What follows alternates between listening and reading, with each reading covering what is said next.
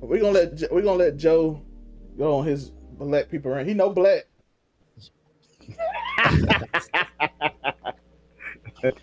I mean, give us that Black Lives Matter wrestling edition. Here, okay, so when I think about wrestling, when I'm a kid growing up, first thing comes to mind is Hulk Hogan. It's them type of, it's Shawn Michaels, all them type of cat. So like that's what I'm thinking about, right? They did end up being like super duper racist, but like so. But my thing is, I saw the Nation of Domination, and they were treated as jokes, man. Like black people in wrestling was jokes. Like, and then I think about Harlem Heat on WCW. They was just one big ass joke, but with a little flavor. Like it was just as blatant as making the Black Ranger black and making him do blackety black shit. You know what I'm saying? Think about New Jack and the Gangsters in Smoky Mountain. Listen, that's just who New Jack was. Like, New Jack wasn't playing the character. Rest in peace. Kama Mustafa was though. Yeah, but New Jack, that was who that was. Yeah, they let a whole ass nigga on national television, and they had to deal with that. They frisked him before he got in the ring. You said shout out. They used to check him for a taser. So say all that to say this, like black people just always been jokes, in wrestling, and then The Rock came through, and then like he's kind of black. You know what I'm saying? So they pushed that. They pushed that narrative. Well, you know his daddy, don't you? Yeah, he's kind of black. Yeah, nigga had a blackity black mustache. Big thick one.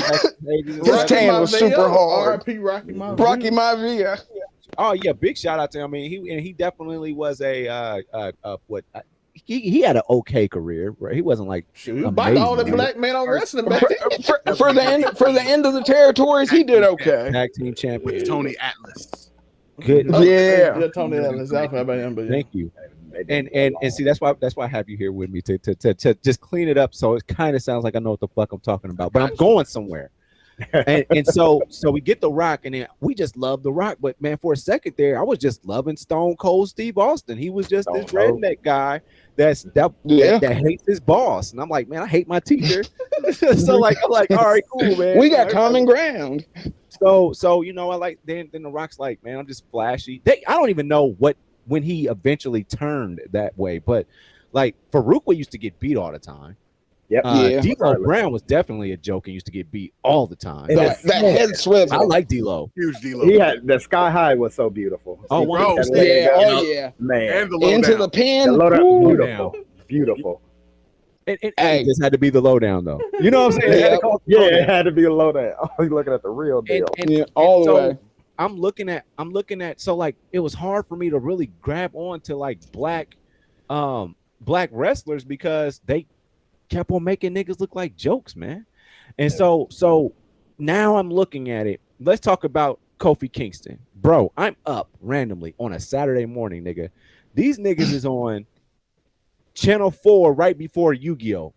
Wrestling. Yep. Selling cereal. Saturday morning. Yep. Saturday morning. They got this man up it's probably pre-recorded, I would say. Probably on that Friday, I think. I'd guess. And you're playing wrestling, and then it's like, hey, but we got cereal, booty-os. Yeah. Like it's so hard for them. I think your boy, Ashley probably is the closest to actually being like super duper respectable because he's not for the games. Like I'm a heavyweight. What's up? Where Batista? Whoever I got. What are we doing? Let's give me them all. So he's like Big E kind of Big E because from everybody I met him, he act like himself. That's the way he act. He I think the New Day is definitely the exception to that rule. Because the media comment wasn't an interview. The media meat comment was in an interview, so he's like joking. Yeah.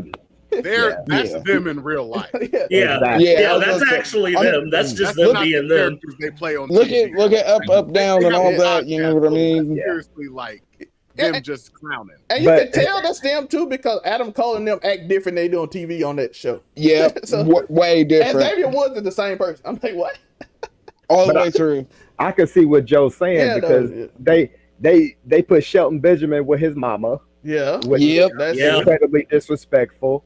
She dragged that nigga out the ring by his ear. Bro. Exactly. MVP was balling. Like balling. Like how stupid is that? Like shot a free throw on his way to the ring balling. Exactly. John Cena was the most respected black man. Guaranteed. The Doctor of Thugonomics had the more street cred than anybody in there. To the point that Vince felt like he can say nigga. Say nigga. He could say nigga. John definitely said nigga on the low too. Like John said nigga in the locker room, guaranteed. Like he got like Vince McMahon got an N-word pass if he was with John Cena. John Cena said it was cool. Yep. Because I'm definitely. With him. Well, John Cena was one of that whole demographic really was hung on to John Cena like that, dog. And they blatantly because he was a rapper.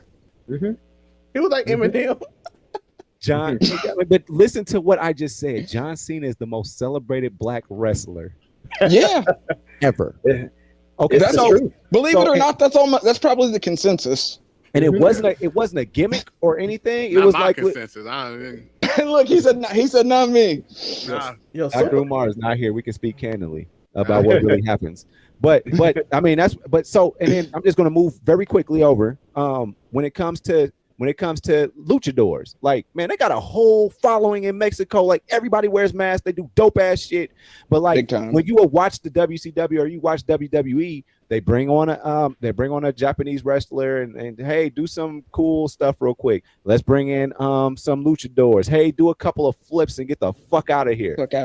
Like they do that with each demographic, but it seems like the only people that are allowed to wrestle is if you're Ric Flair or if you're Hulk Hogan or one of these guys. They don't let different. So when we talk about diversity, okay, now they're doing it because they got pushed that way because that's where the world is going. You have to do that. Yeah. But back in the day, now that I think about it, like, yo, you niggas is racist. Yeah. Go out there and do your little flippity flip and spit your little ass. Bro, Triple H did the most racist stuff ever, and he just beat everyone. The last one of them. Everybody. If Triple H fought a luchador, he was beating them in 10 seconds, and then he gonna hit him with a sledgehammer, and they won't show up no more. I'm gonna hit you with a sledgehammer. Get off my TV. You're off. You're off. Get off my TV right now. Republican voters probably would be with the more with the supremacy of. Hey, Donald Trump's in the WWE Hall of Fame. Yep. Yo, that's why Kofi lost. Yeah, Vince Kennedy McMahon ain't. Didn't Bobby actually cut Vince hair off? Didn't he win with Donald Trump? Shaved his head. Yep, Bidu Maga is Donald Trump's representative. For Christ's sake. Yep. So that's where I'm at. With like the WWE, just diversity in wrestling, I think we came a long way from being a joke. I think they're actually giving people real chances again. Kofi Kingston got pushed because I think he had that real Saturday Kofi Mania. Yo, thank God he got rid of fake Jamaican accent, even though they didn't give Apollo. Then he used to be Jamaican. That was strange. Apollo Crews brought a spear to the ring. Yep. So a spear to the ring. So we didn't got through with it. The top of wrestling, they got rid of it, kind of. The middle card and the bottom. The undercard still mid card. You still got to coon around a little bit in the mid card. You still got to. It's what you do. Your name is Mr. Sambo as long as you're on the mid card. Yeah, Sasha and them don't got to do that. But once you like Apollo Crews, you got to come with a spear. Once you're there, you're there. But like if you ain't there, you gotta. You got to speak Jamaican or Nigerian as Apollo does. He's really African though. Nigerian drum match. Nigerian drum match. Yo, I'm like, why does he got? Why does Drew McIntyre have a sword? And why does he keep pointing at people? It's named after his dead mother. God. And then he cut a motorcycle like he was Highlander. Yeah, no. He keeps pointing this sword at brown people. Then they put it with the toy. Then they put it with the action figure. Y'all really wondering why this show is losing the demographic? I mean, my man was like, a motorcycle. Let me see if I can slash it in half with my sword. I was gonna say they put the Great Khali in a Punjabi prison match. Yeah. A Punjabi prison match. Listen, the Punjabi that prison sounds racist when you say it. Sounds racist. First off, I will never forget hearing Undertaker accept that match because him saying Punjab the way he said it, I accept your Punjab prison.